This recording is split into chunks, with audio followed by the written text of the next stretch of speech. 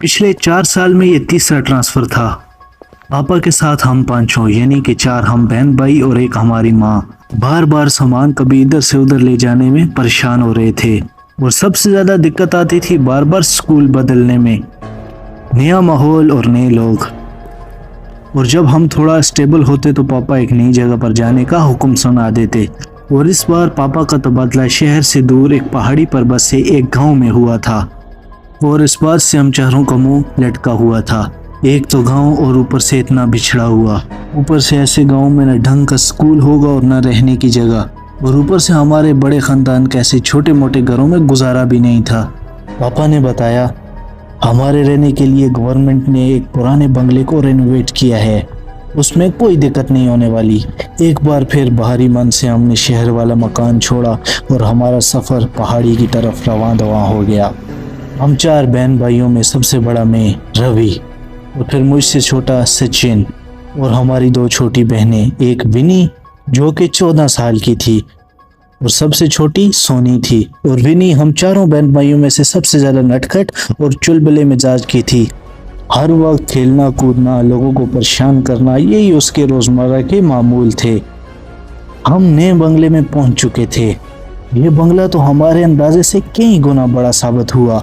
इस बंगले का एक हिस्सा हमारे रहने के लिए साफ किया गया था, बाकी दूसरे हिस्से में कहीं तो ताले जड़े थे और कहीं पर टूट फूट थी, और कहीं कहीं दरवाजे तो ऐसे थे जिनको बांध के रखा गया था। हम बंगले को घूम घूम कर देख ही रहे थे, ऐसे में एक बूढ़ी खातून अपने हाथ में लाठी पकड़े उनकी तरफ आई। उन्होंने बताया कि उनके बुजुर्ग भी इसी हवेली की देखरेख किया करते थे। वो अपने पेरेंट्स की इकलौती थीं और शादी के कुछ टाइम बाद ही उसके हस्बैंड की डेथ हो गई, और उसके बाद वो वापस अपने महके आ गई और इसी हवेली की देखरेख करने लगी। वो औरत देखने में 75 से 80 साल के दरमियान लग रही थी। उन्होंने हमारे ख़ानदान को देखा और हमारी बहनों को बुला के प्यार से उनके सर पे हाथ रखा और उसके बाद कहने लगी, अल्लाह हाफिज। आप मुसलमान हैं? जी मैडम, एक बात का ख्याल रखिएगा कि बच्चियां बंगले के दूसरे हिस्से में न जाने पाए। बच्चियों से मतलब क्या है आपका? अरे नहीं, मेरा मतलब ये है कि बच्चे या बड़े कोई भी बंगले के दूसरे हिस्से में न जाए। जितना हिस्सा साफ किया है उसी को ही काम में लाए, इसमें आपकी ही बेहतरी है। लेकिन क्यों, ऐसा क्या है वहाँ पर?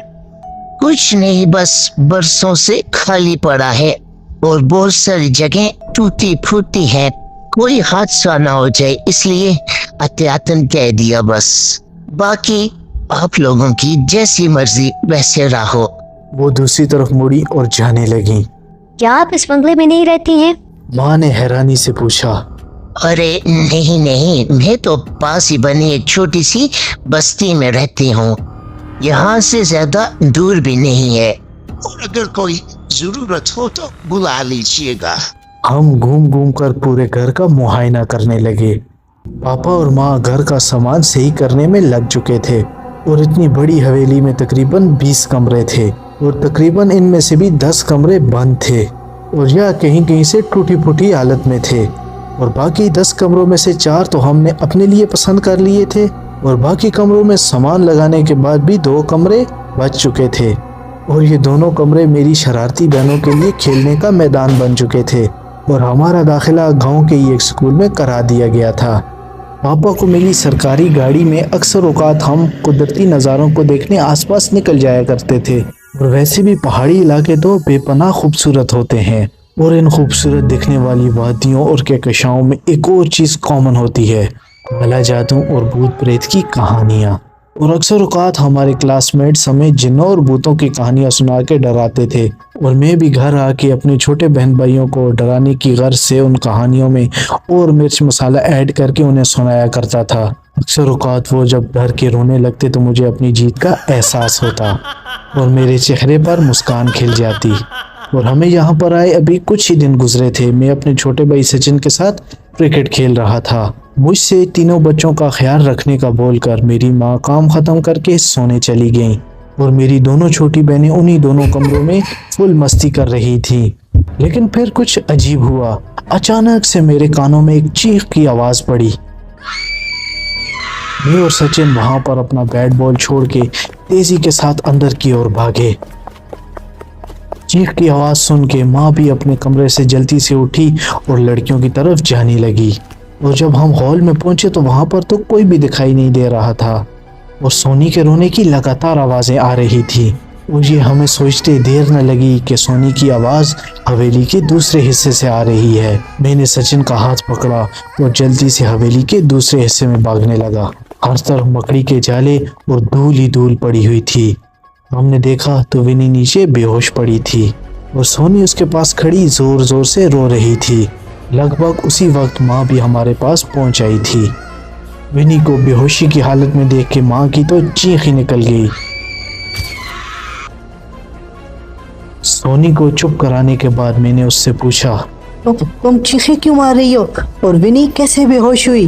भैया मैं तो बिल्कुल नहीं चीखी, मैं तो विनी को ढूंढते ढूंढते बाहर हॉल में आई। वो शायद अंदर वाले कमरे में छिपने गई थी। उसकी चीख की आवाज सुन के मैं भाग के आई तो वो ऐसे नीचे पड़ी हुई थी। सोनी बहुत डरी हुई थी और उसने सिसकते हुए बताया। अब माँ विनी को देख के रोने लगी थी। अब मेरी हालत भी खराब हुए जा रही थी। माँ को संभालूं, सोनी को संभालूं या बेहोश पड़ी वीनू को देखूं। सचिन दौड़कर 2 गिलास पानी लेके आया।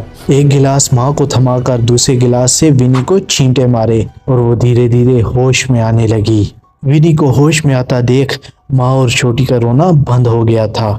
माँ ने प्यार से विनी के सर पर हाथ रख के पूछा, क्या हुआ बेटा, तुम अचानक से कैसे बेहोश हो गई? माँ मैं छिपने के लिए जगह ढूंढ रही थी। वो जो सामने वाला कमरा है वहां पर कुछ धागे बंधे हुए थे और मैंने जल्दी से उन धागों को खोला और कमरे के अंदर पहुंच गई। वहां पर सब धुआं सा दिखने लगा और साथ में बहुत अजीब सी बदबू भी आ रही थी।